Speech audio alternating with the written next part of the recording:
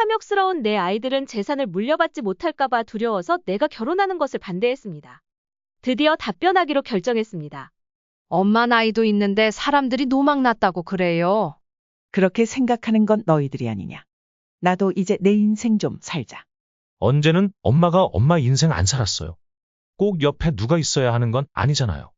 지금까지도 혼자 잘 살았잖아요. 앞으로 얼마나 남았다고. 운이냐? 그게 아니라 너희한테 유산 안 줄까봐 그러는 것 아니냐.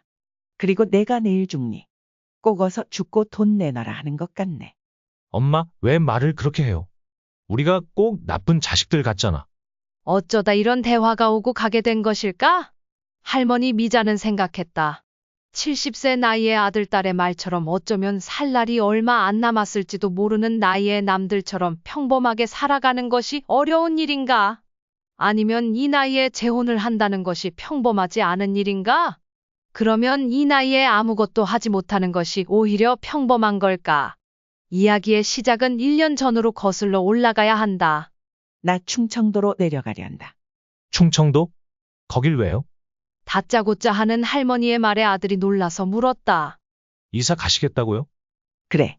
이제 너희도 자리 잡고 잘 살고 있고 나도 한적한 곳에서 숨 좀 돌리면서 살고 싶다. 거기 연고도 없으시잖아요. 미자의 고향은 서울이었다. 지금까지 한 번도 서울을 떠나 살아본 적이 없었으니 아들이 의아해할 수밖에 없었다. 충청도 어디로 가시게요? 태안이 좋은 것 같더라. 바다도 있고. 근데 엄마가 어떻게 시골에서 사세요? 괜히 갔다가 고생만 하시지. TV 안 보셨어요? 왜 못 살아? 거기도 있을 거 다 있더라. 그리고 병원이랑 시장만 있으면 됐지. 서울은 복잡해서 싫다. 아들은 미자가 정말로 이사를 갈 것이라 생각하지 않고 웃고 말았다. 어디서 살지도 대충 알아봤다. 그럼 이 집은? 미자는 20년 전에 남편이 세상을 떠난 뒤 이 집에서 아들과 딸을 졸업시키고 시집, 장가도 보냈다. 혼자 이 집에서 살고 있었으니 세월이 30년 가까이 되었다. 사실 얼마 전에 집을 내놔봤는데 살 사람이 나타나서 계약서도 써놨다. 그제서야 미자가 진심이라는 것을 안 아들이 눈을 크게 뜨고 물었다. 얼마에 파셨는데요? 그게 왜 궁금하냐. 그냥 많이 올랐다는 것만 알아라. 30년 전에 헐값에 샀던 집이 지금에 와서는 대단한 금액이 되어 있었다. 아니, 그래도 이 집을 갖고 계셔야죠. 서울 집값은 세월이 지나면 계속 오를 텐데 지방에 집 사면 바보예요. 여기서 더 올라봤자 뭐하니. 나 죽을 때 이 집 끌어안고 한 구석에 들어갈 것도 아닌데. 이 집 팔아서 나온 돈으로 태안에 전원주택 한 채 사고 대출 끼고 원룸 건물도 한 채 사서 월세 받는 돈으로 죽을 때까지 편히 살다 가련다. 아들은 떨떠름한 표정을 지었다. 그래도 그건 너무 경솔한 것 같은데. 걱정 마라. 너희한테 1억씩 주고 갈 테니까. 아니, 돈 때문에 그런 게 아니고 엄마 걱정돼서 그래요. 아들은 말은 그렇게 했지만 속으로는 기쁜 표정을 감추지 못했다. 갑자기 큰 돈이 생긴다는 생각에 얼떨떨해하는 듯했다. 하지만 엄마 생각은 달랐다. 그러면 그렇게 하세요. 주말에 왔다 갔다 하면서 보면 되죠. 그렇게 멀지도 않네요. 그렇게 미자는 평생 살던 서울을 떠나 태안으로 가게 되었습니다. 바닷가 근처에 아기자기한 텃밭이 있고 정원도 있는 그런 집이었죠. 미자는 평생 꿈에 그리던 집을 드디어 갖게 된 것이었습니다. 다만 남편이나 아이들과 함께 이룬 꿈이 아니라 자신 혼자서 이루게 되었다는 것이 아쉬울 따름이었지만 말입니다. 베란다를 열면 늘 들려오던 바퀴 굴러가는 소리, 경적 소리, 사람들의 고함 소리 대신 이곳에서는 새소리, 바람 소리, 파도 소리가 들려왔습니다. 기분 탓인지 진짜인지는 몰라도 공기 또한 서울에 비하면 맑고 청량하게 느껴졌습니다. 처음 해보는 전원 생활은 무척 낭만적이었죠. 물론 처음 한 달 동안만이었지만요. 제가 그럴 거라고 말씀드렸잖아요. 이런 곳에서 살면 이웃과 농사 지은 채소도 바꿔 먹고 그럴 줄 알았죠? 요즘은 옛날 같지 않아서 그런 게 어디 있겠어요. 너희는 언제 내려올래? 이번 주는 바쁘고 다음 주나 다다음 주쯤에 한번 내려갈게요. 마당에 나가서 텃밭을 들여다보고 꽃에 물도 주고 잡초도 뽑다 보면 오전 시간이 금방 지나갔습니다. 그러나 문제는 오후부터 할 일이 전혀 없다는 것이었습니다. TV를 보는 것도 하루 이틀이지 아는 사람 하나 없는 곳에서 지내는 것이 이렇게 심심한 일인지 미자는 몰랐습니다. 그러지 말고 마을 사람들과 좀 어울려봐요. 옆집 사는 사람은 인천 사람이라 주말에만 가끔 와서 얼굴 보기도 힘들어요. 그런 사람 말고 거기 주민들과 어울려야죠. 노인정 같은데 가보는 건 어때요? 노인정? 거긴 좀 그렇지 않니? 그래야 친구도 사귀고 하지. 생각해 볼게. 하지만 다음 주가 되어도 다다음 주가 되어도 아들이나 딸은 바쁘다며 내려오지 않았습니다. 미자는 결국 아들의 조언대로 노인정을 방문하게 되었습니다. 마을 입구에 있는 노인정은 시설도 깔끔하고 바다가 보이는 좋은 곳이었죠. 남들은 마을 발전 기금 때문에 이웃들과 갈등도 생긴다고들 하는데 다행스럽게도 미자의 마을은 그런 갈등이 없었고 오히려 외지에서 온 미자를 친절하게 맞아주었습니다. 하지만 겉으로는 친절했어도 깊은 유대감을 쌓기에는 시간이 필요했습니다. 미자가 마음을 탁 터놓고 친밀하게 지내기는 쉽지 않았죠. 그러던 중 미자의 생각을 바꾸어준 인물이 나타났습니다. 바로 만석 할아버지였습니다. 만석 할아버지는 여행을 마치고 돌아온 지 얼마 되지 않았는데 미자에게 무척 반갑게 인사를 건넸습니다. 서울에서 오셨다고요? 저도 서울 출신이에요. 젊었을 때는 화곡동에 살았죠. 미자는 서울에서 온 만석 할아버지가 무척 반가웠습니다. 저도 그 근처에서 산 적이 있어요. 만석 할아버지는 올해 75세로 아들 둘은 다른 지방에 살고 있었고 부인과는 사별한 지 오래라고 했습니다. 그런 가정사는 미자와 비슷한 점이 많았기에 미자와 만석 할아버지는 빠르게 가까워졌습니다. 만석 할아버지는 노인정에서 단연 인기가 많았는데 유쾌하고 신사다운 성격 덕분에 주변의 사람이 끊이질 않았습니다. 만석 할아버지 덕분에 미자도 노인정에 적응하고 사람들 사이에 쉽게 녹아들 수 있었습니다. 얼른 나와요. 버스 놓치겠다. 주말이 되면 둘은 함께 등산을 갔습니다. 무릎이 좋지 않아 높은 산은 못 오르지만 낮은 산인 옥녀봉 정도는 정상까지 오를 수 있었습니다. 만석 할아버지가 아니었다면 혼자서는 꿈도 못 꿨을 일입니다. 미자는 생각했습니다.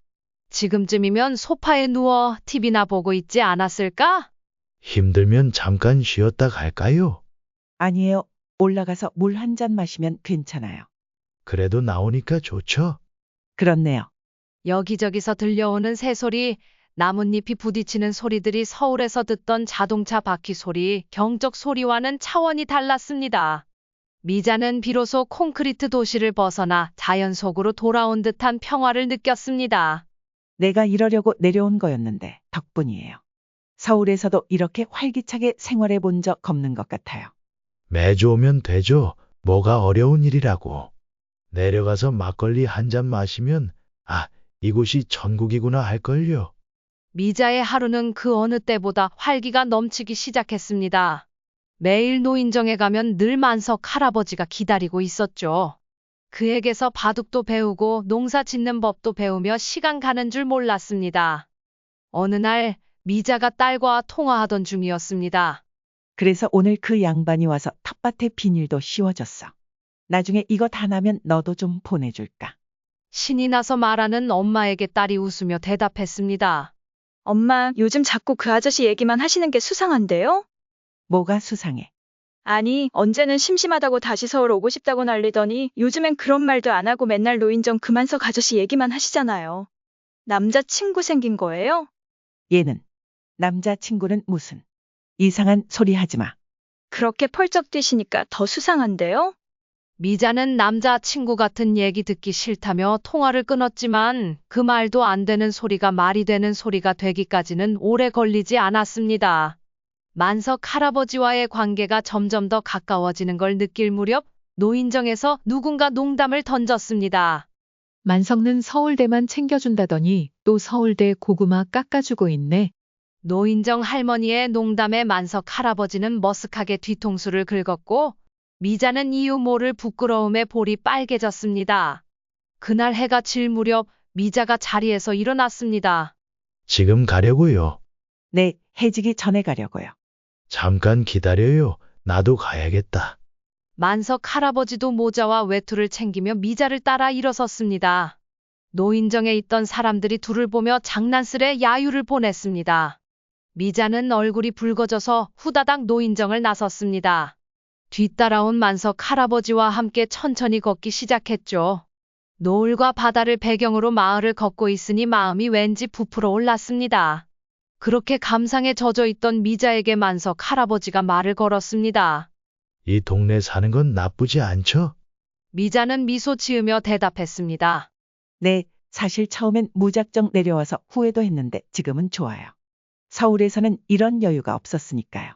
둘은 서로의 집이 갈리는 골목에서 작별 인사를 나누려 했습니다. 그때 만석 할아버지가 품에서 흰 종이를 꺼내 미자에게 건넸습니다. 사박사박 걸어가면서 한번 읽어봐요.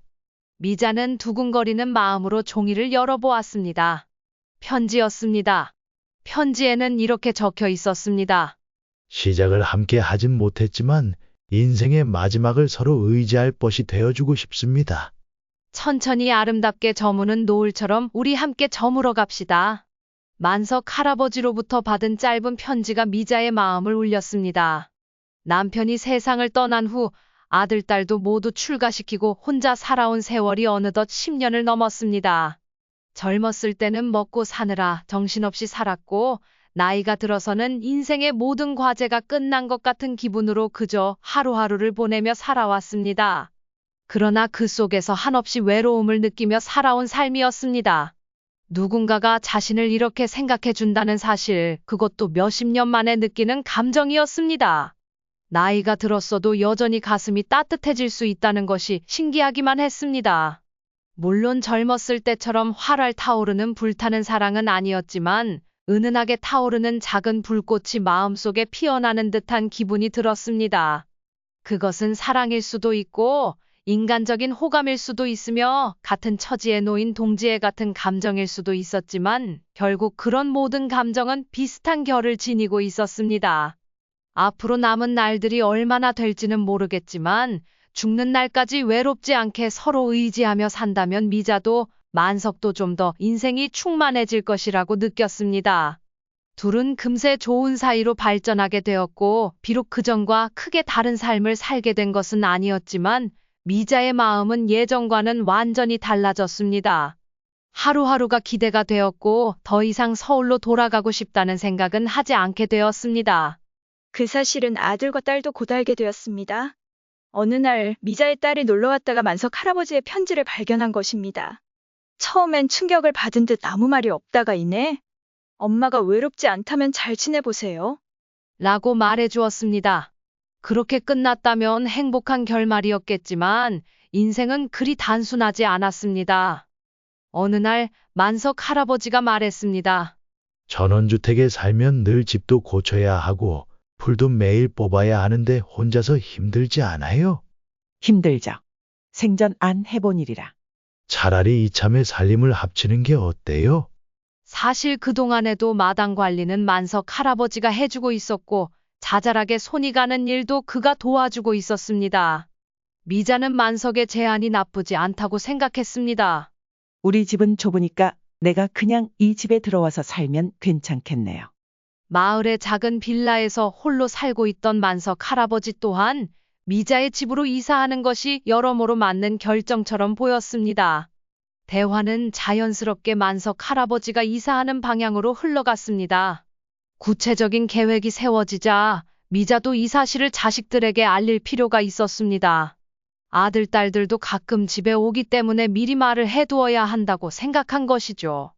그러나 자식들도 한두 달에 한 번 올까 말까 했기에 반대하지 않을 것이라 생각했습니다. 하지만 그것은 큰 오산이었습니다. 엄마, 그게 무슨 말이야? 내가 잘 만나라고 했지. 재혼까지 하랬어요? 누가 결혼식이라도 올린다니. 그냥 살림만 합친다는 거야. 그게 재혼이지 뭐야. 결혼 아니면 뭐냐고? 아들, 딸의 반응은 미자의 예상을 훨씬 뛰어넘는 것이었습니다.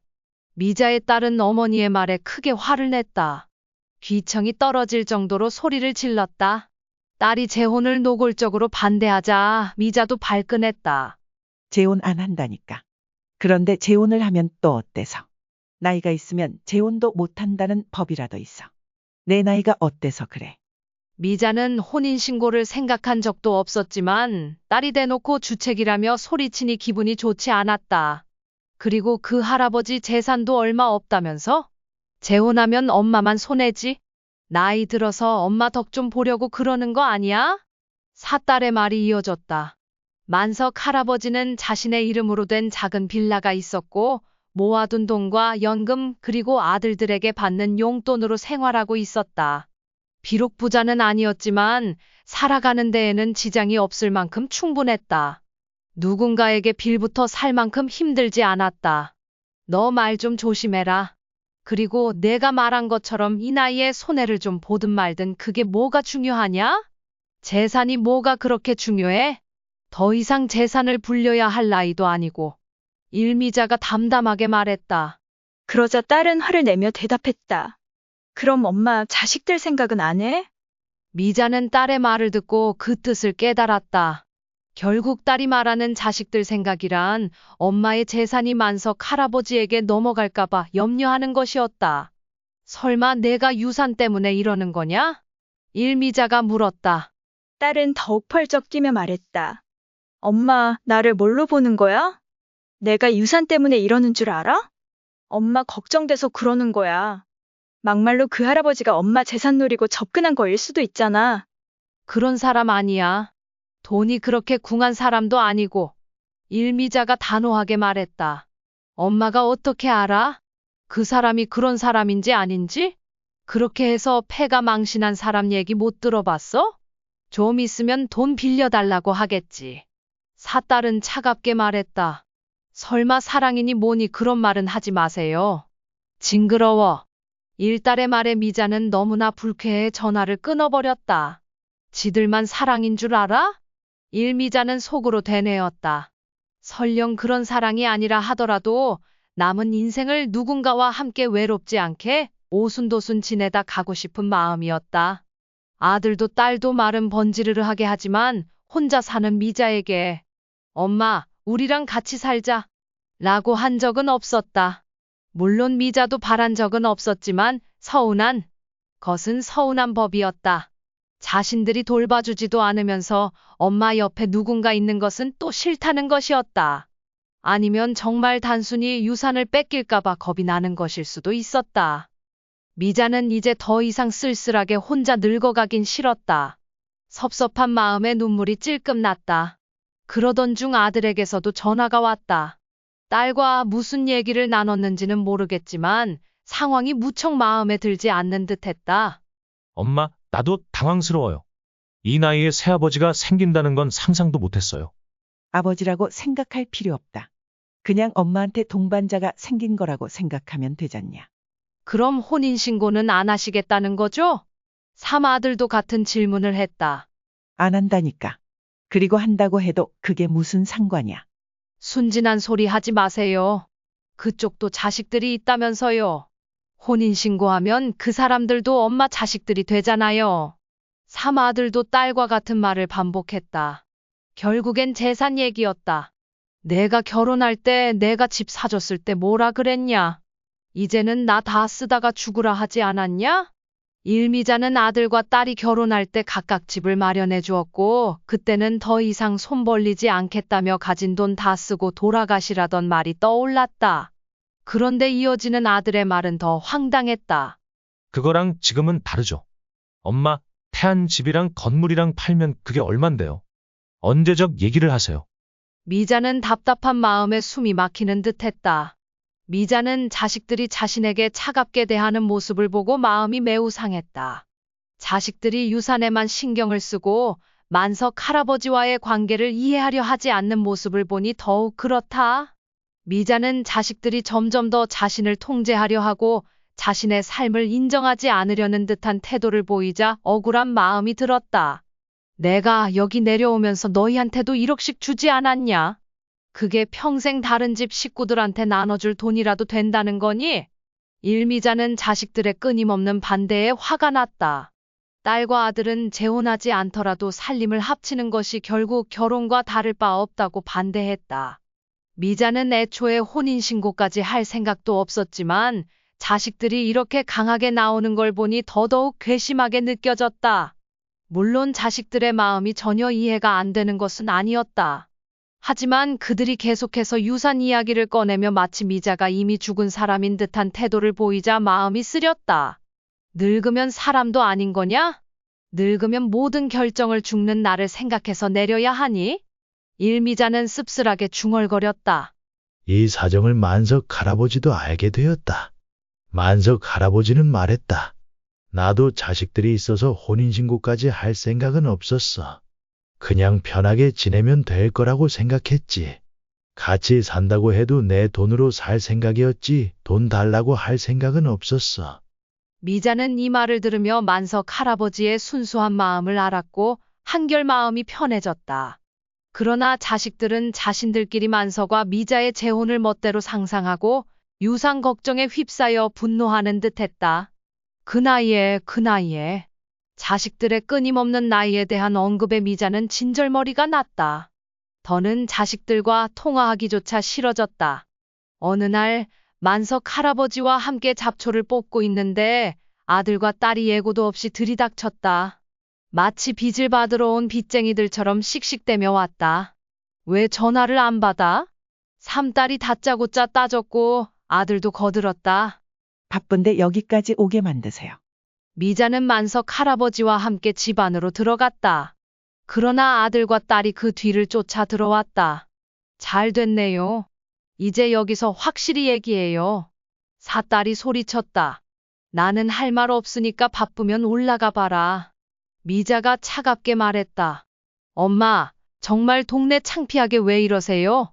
동네에서 70대 노인이 재혼한다니 사람들이 웃을 거라고요.